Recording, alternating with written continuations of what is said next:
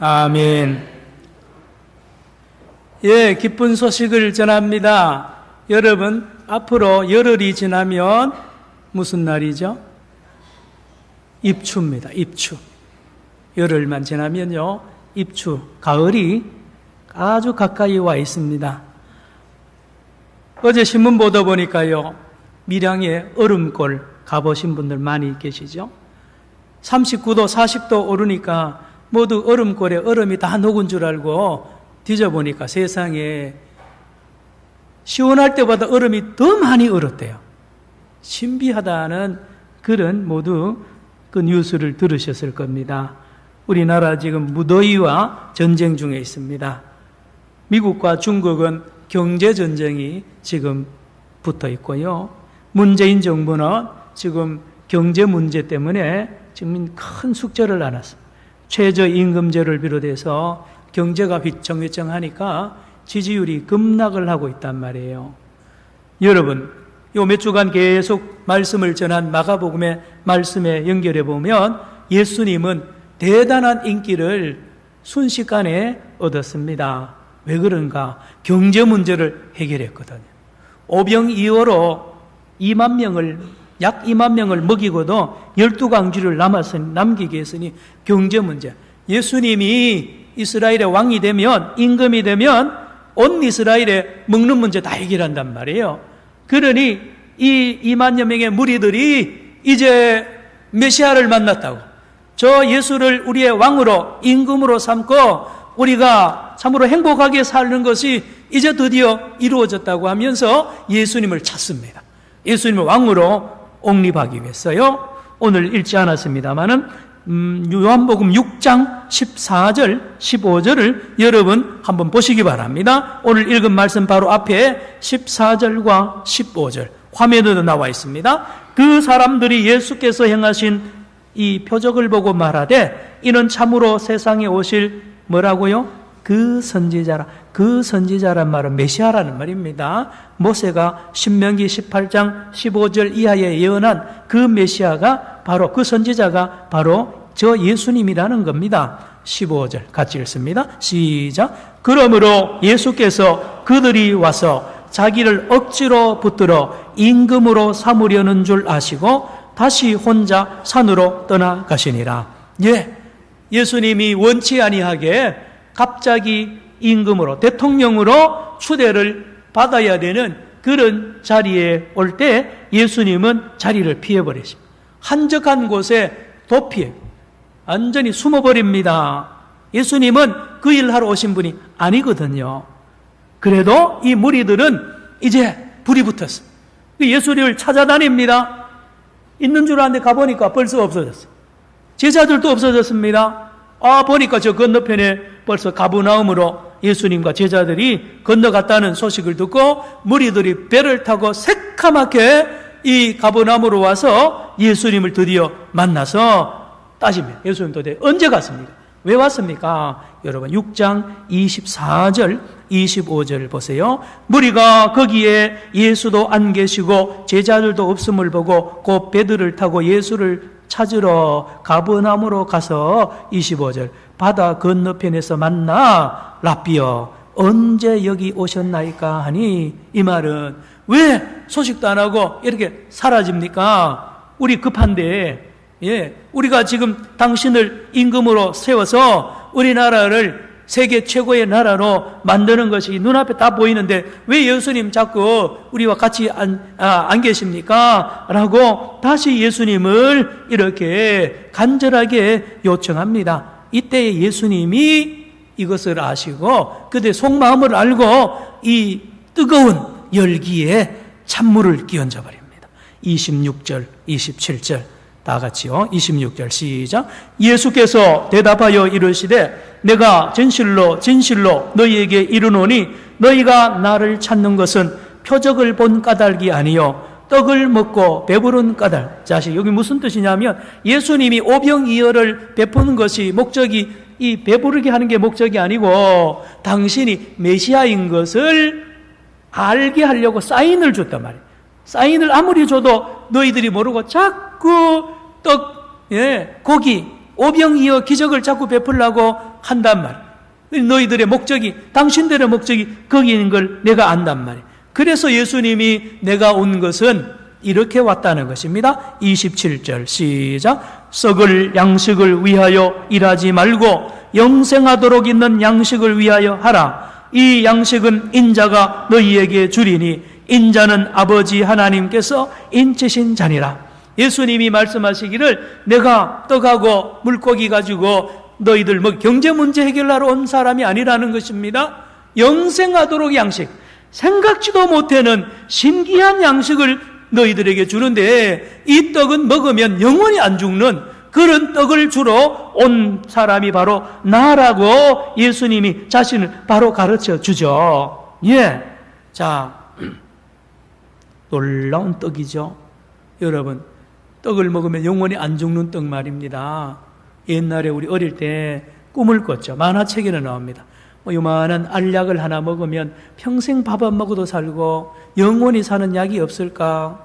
이스라엘 백성들도 그런 꿈을 가졌나 봅니다. 예수님은 그 생각을 가지고 내가 바로 그 떡이다. 나를 먹는 자는 바로 영원히 사는 그 떡을 가지고 내가 왔는데 너희들이 왜 다른 떡을 찾느냐라고 예수님이 말하십니다. 그러면서 그 떡 이름이 본문에 여러 가지로 나옵니다. 32절 제일 끝에 보면 이 떡 이름이 뭐냐? 하늘로부터 무슨 떡을요? 참떡을 이름이 참떡입니다. 35절에 보면 생명의 떡입니다. 생명의 떡입니다. 33절에 보면 뭡니까? 하나님의 떡입니다. 예, 그런가 하면 41절 오늘 읽지 않았습니다만은 41절에 보니까 하늘에서 내려온 떡이라 그랬습니다. 다 떡입니다. 다 떡인데 참떡이고요, 생명의 떡이고 하나님의 떡입니다. 하늘에서 내려온 떡입니다. 다시 말하면 이 땅에 없는 떡입니다. 이 땅에는 듣도 보지도 못한 떡인데 바로 그 떡이 바로 나 자신이에요. 예수님이라는 것이죠. 내가 곧 참떡이고 내가 생명의 떡이고 내가 하나님의 떡이고 내가 하늘에서 온 떡이라고 말하면서 나를 먹으면 영원히 산다는 예수님의 놀라운 말씀을 오늘 하고 있습니다. 그렇죠? 사랑하는 성도 여러분, 사람이 있지 않습니까? 사람의 근본적인 문제는 먹는 겁니다. 먹어야 됩니다. 그런데 두 가지를 먹어야 됩니다.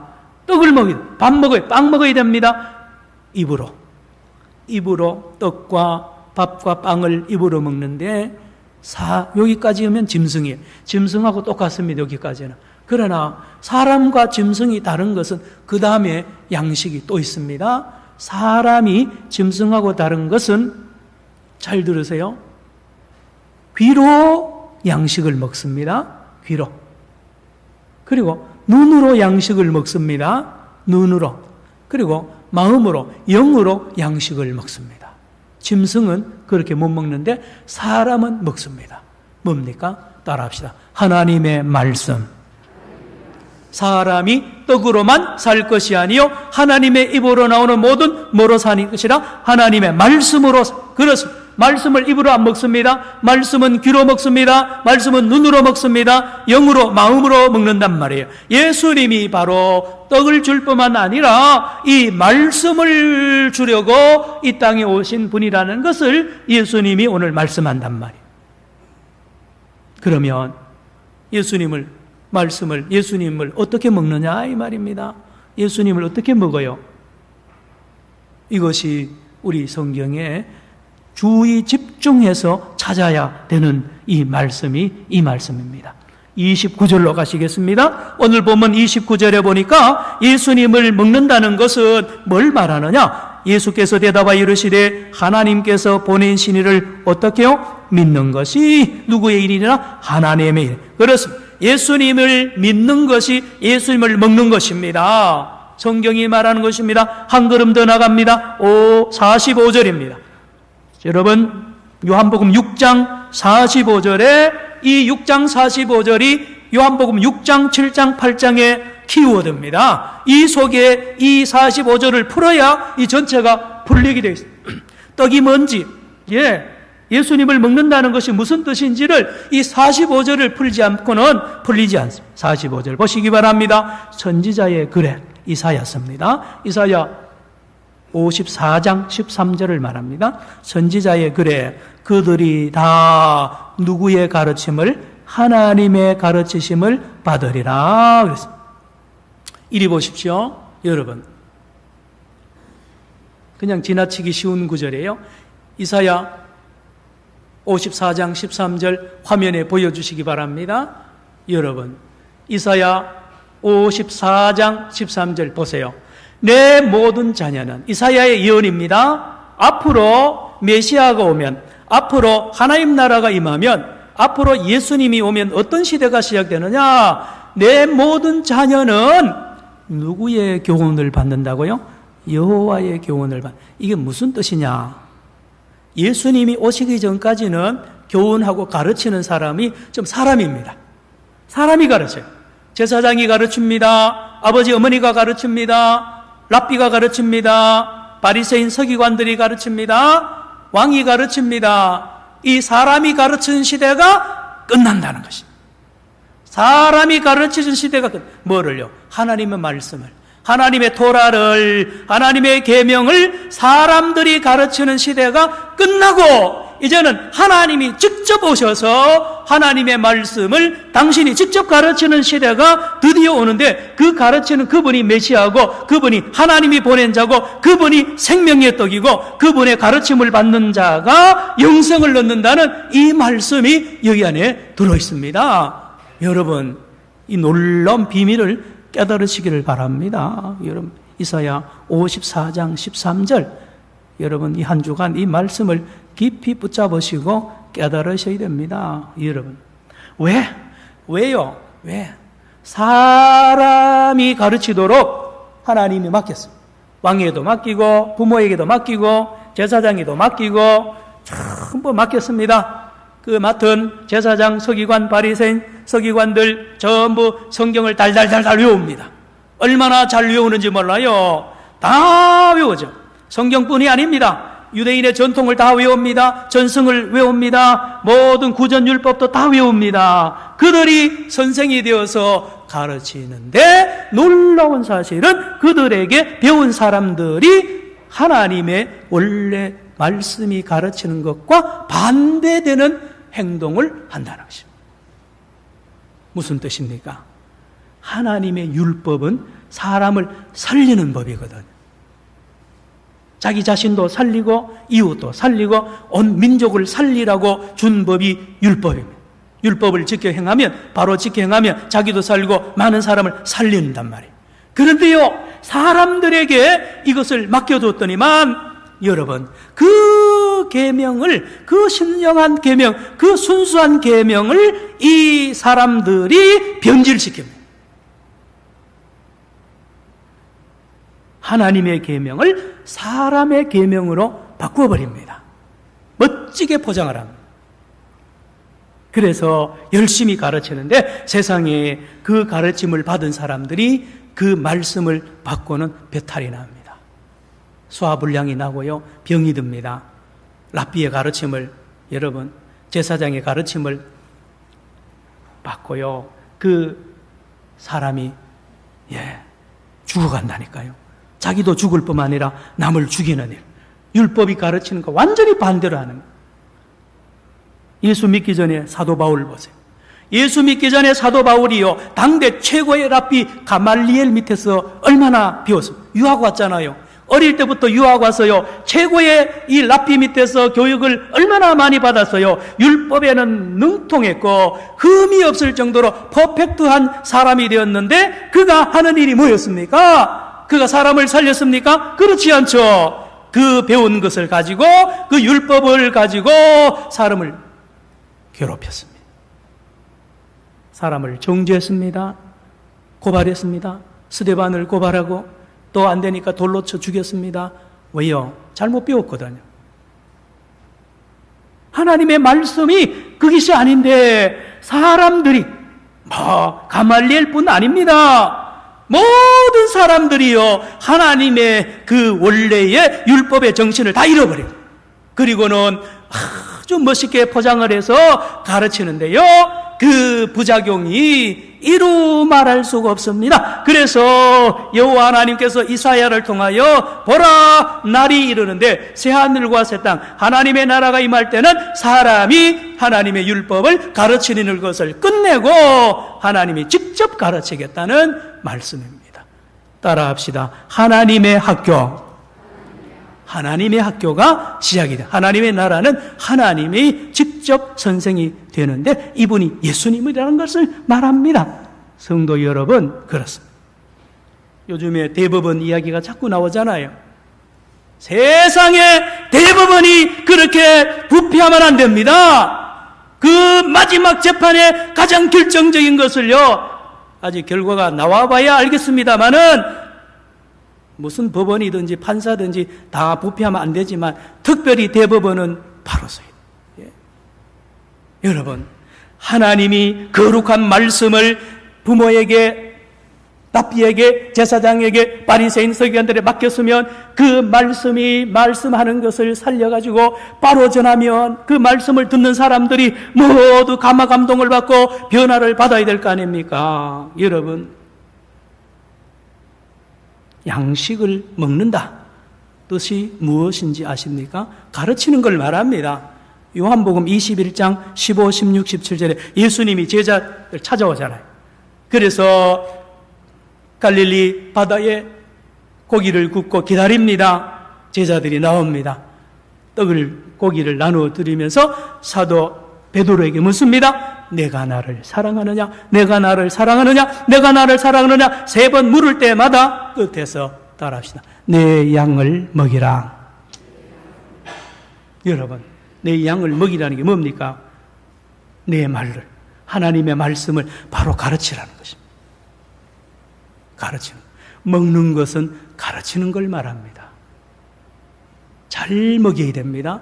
불량식품을 먹이거나 독을 먹이면 그 사람들이 죽습니다.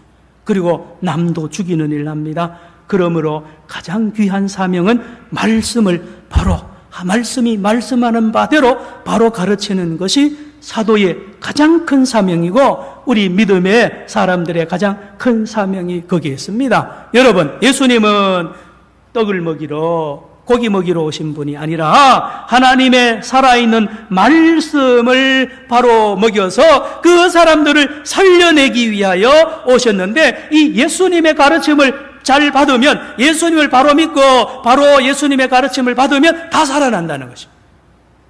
다 죽어가는 환자도 살아난다. 여러분, 명의가 누굽니까? 명의는 옛날부터 다 가망이 없는, 다 죽어가는 사람도 약을 쓰든지 침을 놔서 살리고요, 수술해서 살리는 게 명의 아닙니까? 여러분, 예수님이 사람을 다 살리잖아요. 뭘로 살립니까? 말씀으로 살리죠. 예수님의 말씀을 듣는 사람이 살아납니다. 죽어야 될 사람이 살고요, 죽었던 사람도 살아납니다. 따라합시다. 하나님의 말씀으로, 하나님의 말씀으로 살려냅니다. 누가요? 예수님이요. 왜요? 예수님은 하나님이시거든요. 하나님이 직접 가르치면 그 말씀이 말씀하는 것을 바로 합니다. 율법의 정신을 바로 알아요. 그래서 그 말씀으로 살아서 움직이게 해서요, 죽어간 영혼을 살린다니까요. 그러나 랍비들과 다른 사람들은요, 정신도 모릅니다. 왜 이 율법을 줬는지도 몰라요. 아무리 연구해도 모릅니다. 죄인이기 때문에 모르는 거예요. 그래서 연구하고 많이 연구한 랍비들이 모여서 겨우 만들어 놓은 것이 보니까 다 변질이 되어서 독약으로 바뀌었습니다. 안식일 지키는 것도요, 변질이 돼서, 사람 위에 안식일이 가 있고요, 전부 다 율법이 다 망가져서 훼손이 되어 있는 그 현장에 예수님이 와서 다 살려내는, 회복하는 이 선생 예수님의 모습을 우리가 알아야 돼요. 좋은 예가 있죠. 신명기 22장 22절 들어보세요. 하나님의 율법입니다. 계명입니다. 어떤 남자가 유부녀와 동침한 것이 드러나거든 그 동침한 남자와 그 여자를 둘 다 죽여 이스라엘 중에 악을 제거하라. 신명기 22장 22절. 이 똑같은 율법을 가지고, 이 계명을 가지고요, 바리새인 서기관들과 랍비들은 이 말씀으로 사람을 죽이고 정죄하는 일을 했습니다. 저 사람 간음하다 현장에 잡혔다. 저 사람은 무슨 간음죄를 몇 번 지었다. 전부 이걸로 이 구절을 이렇게 써먹어요. 그러니 이 신명기 22장 22절이 이 모세의 제자들 이 랍비들에게서는 칼로 바뀝니다. 사람을 죽이는 칼로, 정죄하는 칼로 바뀝니다. 그런데요, 사랑하는 성도 여러분, 이 말씀을 예수님이 가지고 어떻게 하는지 아십니까? 사람을 살립니다. 요한복음 8장 1절로 11절 그 유명한 말씀. 가늠하다가 현장에 잡힌 여자를 끌고 오잖아요. 그때 예수님이 뭐 하고 있었느냐?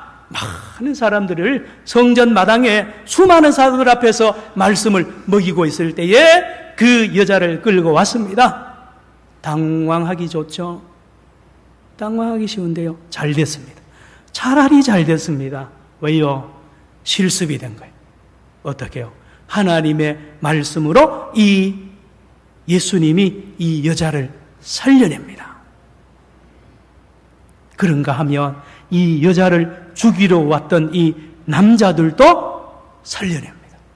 이 말씀을 가지고 예수님은 다 살려내는 거예요. 그러나 이 서기관 바리새인들은 여자도 죽이고 예수도 죽이고 다 죽이는 거예요. 여러분, 왜 그렇습니까? 같은 말씀을 가지고요, 선생이 누구냐에 따라 다른 거죠. 예수님 외에 모든 선생은요, 죄인입니다. 랍비들이 죄인이에요. 그래서 치우칩니다. 랍비들이 만든 모든 법은 남자 중심으로 되어 있어요. 그래서 여자들 인권 무시합니다. 그 랍비들이 만들어낸 법이요, 대단한 것 같지만 따지고 보면 그 안에 이기적인 게 들어가 있어요. 부모가 성경 해석하는 것도요, 치우칩니다. 부모에게 유리하게 하죠. 당연합니다. 왕도 그 말씀을 바로 전할 수 있나요? 그래서 사람이 이 율법을 가지고 살릴 수 없는 것입니다. 여기 좋은 예가 나왔다고 그러지 않습니까? 서기관 바리새인들이 이 현장에 가늠하다 잡힌 여자를 끌고 와서 말합니다. 모세는 율법에 신명기 22장에 여기 돌도 없는데 돌이 어디서 나온지 몰라요. 죽여라 그랬지 않습니까? 선생님 어떻게 하겠습니까? 이 사람들은 기계적으로, 문자적으로 적용합니다. 하나님의 말씀을 글자, 레터, 의문 그대로 적용을 해서 살인용으로 만든다니까요. 여러분, 그런데 예수님 보세요. 잘 보세요. 그 긴박한 순간에 예수님이 한마디 툭 던집니다. 너희들 중에 뭐가 없는 자가, 죄 없는 자가 먼저 돌로 치라. 이 말씀, 예수님이 말씀한 이 말씀이 생명의 떡이 되어서 이 돌든 남자들 귀로 들어갑니다. 귀로 들어가서 이 남자들이 예수님의 말씀을 먹습니다. 먹고 이 마음에, 심령에 양심으로 내려가서 양심을 찌릅니다. 찌르는데 보니까요, 이 남자들이 양심이 살아나니까 자기 자신을 보는 거예요. 그 예수님의 말씀을 듣고 양심이 살아나서 양심이 눈을 떠서 자기 자신의 마음을, 자기 자신의 삶을 돌아보니까 세상에 저 여자보다 몇백 배 더 나쁜 놈이 나고 내가 더 음란하고 더 악한 죄인인 것을 이 남자들이 다 발견을 하게 됩니다. 이 말씀 말입니다. 예수님의 그 말씀이 이 사람을 양심을 해서 움직여서 이 사람들을 살려냅니다. 그리고는 회개하는 거죠. 오호라, 내가 가장 큰 죄인이구나. 돌 맞아 죽어야 될 것은 저 여자가 아니고 납니다. 그래서 이 남자들이 돌을 버리고 집으로 갔습니다. 회개한 거예요. 예수님의 말씀이 그 사람들의 양심을 살립니다. 어디 갔을까요? 집으로 갔죠. 전에 같으면 한잔 하러 갈까요? 우리나라 같은, 술집에 가서 한잔 건하게 먹고, 이 여자, 술집 여자, 다 그렇게 하고요. 그런데 이 남자들은요, 이 예수님의 말씀에 회개하고 양심에 눈을 뜬 이 남자들은 집으로 갑니다. 왜요? 회개하러 가죠. 누구한테요? 자기 부인한테요. 이제까지 자기 부인을 귀하게 안 본 거예요.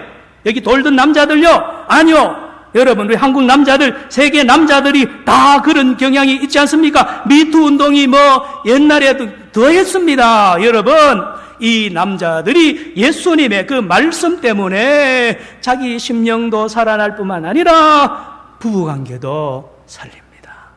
여보, 나 인간이 아니다고. 나는 짐승 같다고. 내 이 짐승 같은 내 인간 같지 않는 나를 오늘까지 같이 살아준 당신 너무 고맙다라고 아마도 부인 앞에 회개했을 것입니다. 그리고 그때부터 아마 그 가정에서 훌륭한 남편으로, 그 아버지로서 가정을 살리는 일을 했을 줄로 믿습니다. 여러분, 누가 그렇게 했습니까? 예수님이요. 그러나 당대 랍비와 제사장들은 그거 보기 못합니다. 그거 모르잖아요. 맨날 성경을 달달 외우고 아무리 가르쳐봐야 자기 안에 죄가 있는 것을 못 가르치는 거예요. 그리고 부인에게요, 남에게 돌 던지는 거는 가르쳤지만 자기 자신을 보는 눈은 못 가르쳤습니다. 사람의 한계죠. 그래서 하나님이 오신 것입니다. 자, 이제 남아있는 여자를 보세요. 여자 말입니다. 이 여자 끝난 거예요. 죽은 것입니다, 이미. 그런데 예수님의 귀에 들립니다. 여자여, 나도 너를 정죄하지 아니한다. 이 말씀 말입니다. 이 말씀이 이 여인의 귀를 들어와서 이 여인의 마음을 움직입니다. 움직여요. 세상에 가장 더럽고 추한 나의 죄를 안 본다고요? 예, 죄를 인정하지 않는다고요? 용서한다고요? 잊어버린다고요? 지워버린다고요? 예수님이요? 예, 무슨 뜻입니까? 나는 너를 의인으로 본다는 것입니다. 잘 들으세요. 의인이 죄 안 짓고 막 그런 게 의인이 아닙니다. 여러분, 성경에서 말하는 의인은 자기 자신에 대하여 애통하는 사람입니다. 나는 죄인 중에 개수입니다. 나는 이 마을에서 가장 나쁜 놈입니다. 그 사람이 의인입니다. 할렐루야. 여러분, 그 사람이 의인이에요. 왜요? 그 사람은 죄를 안 지어요. 그 사람은 하나님을 경외하고요, 이웃을 사랑하게 됩니다. 사랑하게 돼요. 이 여인 말입니다. 예수님의 이 말씀을 듣고 회개하고요. 제가 사진을 가능하면 안 보여주려고 그러는데요. 사진 여러분 작품 하나 보여드리겠습니다. 아니요, 이건 말고요. 예, 아니요. 예, 이 사진입니다. 이게 문순이라는 집사님이 수묵화가인데 그린 그림 제목이 눈을 가리신 예수님인데, 이 요한복음 8장에 있는 이 나도 너를 정죄하지 아니하노라 하는 말씀을 가지고 그린 그림인데, 예수님의 눈을 가렸습니다. 이 화가 말로는 이 그림을 그리면서 예수님의 눈을 가리는데 그렇게 눈물이 많이 나더라는 거예요. 여러분, 우리 눈이 너무 밝아요. 눈이 너무 밝아서 남의 과거, 현재, 미래의 허물을 얼마나 잘 봅니까? 안 잊어버립니다. 볼 때마다 그 생각하고요. 그 눈으로 얼마나 많이 정죄합니까? 그러나 사랑하는 성도 여러분, 예수님은 우리의 과거의 모든 죄를 눈을 감으신, 앞으로도 마찬가지입니다. 무슨 뜻입니까? 나는 너를 믿는다는 뜻입니다. 나는 너를 믿는다. 너는 죄가 없다는 것입니다. 너가 의인이라는 것입니다. 이 여자와 예수님과의 오늘 이 시간 이후부터 만남은 새로운 만남입니다. 새로운 만남이에요. 옛날 그거를 가지고 만나지 않아요. 처음 보는 만남. 옛날에 죄를 가지고 예수님 만나지 않아요. 여러분, 예수님이요, 이런 분이십니다. 우리가 믿는 예수님이 이런 분이세요. 이런 분이세요. 그래서 예수님의 말씀을 듣던 이 여인이 살아나고 이 여인의 가정이 살아나면 이 여인이 집에 가서 남편에게 얼마나 회개했겠어요? 남편이 만족할 만큼 회개를 했지 않겠습니까? 여러분, 그렇다니까요. 살립니다. 하나님의 말씀을 가지고 살린다니까요. 성도 여러분, 말씀을 마칩니다. 인간의 근본 문제는요, 생명에 있습니다. 생명을 유지하기 위해서는 떡을 먹어야 됩니다. 그러나 더 중요한 것은 하나님의 말씀입니다. 하나님의 말씀을 내 귀로, 내 눈으로, 내 마음으로 먹어야 되는데 여기에는 선생이 있어야 됩니다. 선생. 아무한테 배우면 안 됩니다. 우리 살아계신 선생님, 예수님을 만나셔야 됩니다. 성도 여러분, 이 한 주간에 우리 성경을 깊이 읽으면서 이 말씀 안에서 나에게 말씀하시는 이 예수님을 만나고 그 예수님의 가르침을 우리 심령에 깊이 받아들여서 우리의 영혼이 살고 회개하고 우리가 겸손하고 하나님의 그 사랑을 체험하고 나아가서 이웃을 용서하고 이웃을 섬기는 거룩한 생명의 삶을 살기를 축원합니다. 기도합시다. 사랑의 주님, 감사합니다. 연약하고 교만한 저희들, 의인인 줄 알지만 죄인 중에 개수입니다. 오 주여, 우리는 정죄할 자격이 없습니다. 주님, 우리가 용서하는 자가 되게 하시고 하나님, 많은 사람을 의로운 의인으로 보며 저들의 발을 씻기는 예수의 사람, 살리는 사람들 되게 하여 주옵소서. 예수님의 이름으로 기도드리옵나이다. 아멘.